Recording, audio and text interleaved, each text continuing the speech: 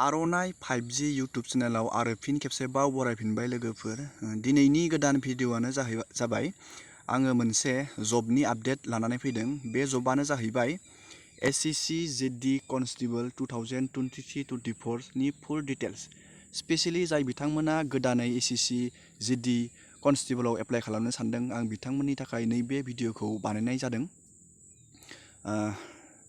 आङो बेयाव SSC GD कनस्टेबलनि फुल डिटेल्सखौ होगोन लोगोफोर। बेयो माब्ला जागोन आरो जों बेखौ बोरै एप्लाइ खालामनांगौ आरो जों बेयाव माबायदि प्रसेसै थांनांगौ, जों नैबे SSC GD कनस्टेबल आव एप्लाइ खालामबा जों बिनि बागै सावरायगोन। लोगोफोर, SSC GD कनस्टेबलआ मोनसे स्टाफ सिलेक्शन कमिशन बर्ड। नैबे SSC GD एग्जामखौ पास जायोब्लाथाय जोङो CRPF, BSF, CISF, ITBP नैबे डिफेन्सआव जोंखौ सायख'यो। जोङो SSC एग्जामखौ पास खालामनो हायोबाथाय। लोगोफोर, बेनि एप्लाइनि प्रसेसा अनलाइननि थ्रुयै जायो। नोंथाङा बेखौ अनलाइन खालामनो नांगोन। जों बिनि फारियै जों नायलांनोसै लोगोफोर। जों बिनि गिबियावनो बेखौ जोङो एप्लाइ खालामनांगोन अनलाइननि थ्रुयै। आरो बिनि टटेल पस्टआ ओंखारनो थांगासिनो दं लोगोफोर। 84,866 पस्ट। बेखिनि पस्टआ ओंखारनो थांगासिनो दं। आरो बेखौ अल इन्डिया केन्डिडेट स्टुडेन्टआ बेखौ एप्लाइ खालामनो हागोन। नैबेखौ अल इन्डिया गासैबो स्टुडेन्टआनो बेखौ एप्लाइ खालामनो हागोन। आरो बेखौ एप्लाइ खालामनाय समाव जाय केन्डिडेटआ जेनेरेल, OBC, EWS बिथांमोना 100 थाखा पेमेन्ट दाननांगोन। आरो जाय बिथांमोना SC, ST, PWD बिथांमोना जेबो पेमेन्ट दाननांगौ बेयाव गैया। आरो पेमेन्ट मडआ अनलाइन थ्रुयै जायो। आरो जों दानिया नायदोनि बैसोनि लिमिट। SSC GD कनस्टेबलआव एप्लाइ खालामनोबा नोंथाङा बेसेबां बैसो जानांगोन? मिनिमाम नोंथाङा 18 इयार्स जानांगोन आरो मेक्सिमाम 23 इयार्स बेहालागै जानांगोन। आरो नैबेयाव एज रिलेक्सेसन दं लोगोफोर। नोंथाङा नैबेयाव SC, ST बाथाय नोंथाङा नैबे 23 इयार जाबाबो नोंथाङा आरो 5 इयार बारा मोनबावगोन एप्लाइ खालामनो थाखाय। OBC, MOBC बिथांमोना 3 इयार्स मोनगोन। STफोरा आरो SC, STआ बिथांमोना 5 इयार बारा मोनो। बिनि दानिया जोङो क्वालिफिकेसनखौ नायगोन लोगोफोर। नोंथांमोना बेसे क्वालिफिकेसन नांगौ बेयाव एप्लाइ खालामनो थाखाय। सिम्पल नोंथाङा 10 पास जाबानो जागोन लोगोफोर। बेयाव जेबो पार्सेन्टेज बा मार्क नायनाय जाया। सिम्पल नोंथाङा 10 पास जाबानो बेयाव एप्लाइ खालामनो हागोन। दानिया बेयो माब्ला ओंखारगोन, जों बेनि इम्परटेन्ट डेट्सखौ नायनोसै लोगोफोर।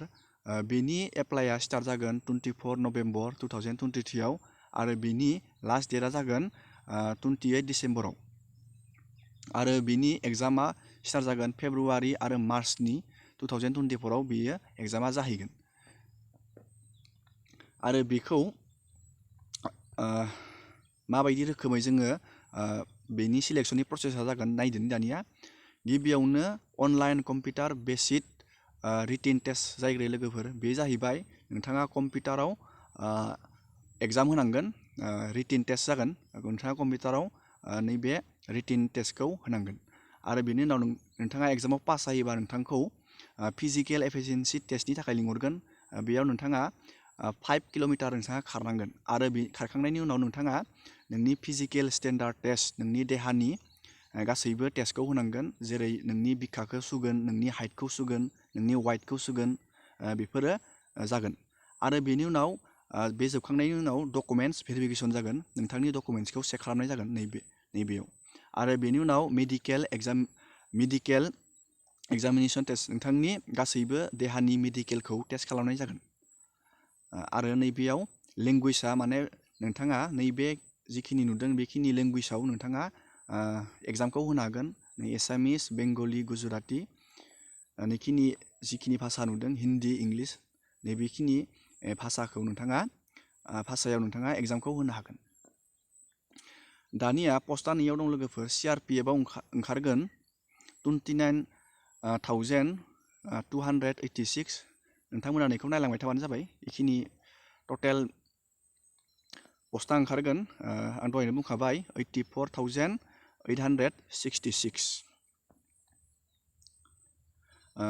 दिनैनि भिडिअआ बेखिनियानोमोन लोगोफोर आं नोंथांमोननो फिसा इनफरमेसन होबाय आरो नोंथांमोना दानिफ्रायनो रेडि जाबानो जाबाय SSC GD कनस्टेबल एग्जामाव एप्लाइ खालामनो थाखाय दिनैनि भिडिअआ बेखिनियानोमोन लोगोफोर नोंथांमोना भिडिअखौ मोजां मोनोब्ला आर'नाइ 5G इउटुब चेनेलखौ साबस्क्राइब खालामबानो जाबाय आं बिदिनो गोदान गोदान आपडेट होनो नाजागोन आरो एप्लाइआ जायोबा आङो बेखौ बोरै एप्लाइ खालामो आं बेखौ फुल डिटेल्सआव एप्लाइ खालामनानै देखायगोन एसेनोसै दिनैनि भिडिअआ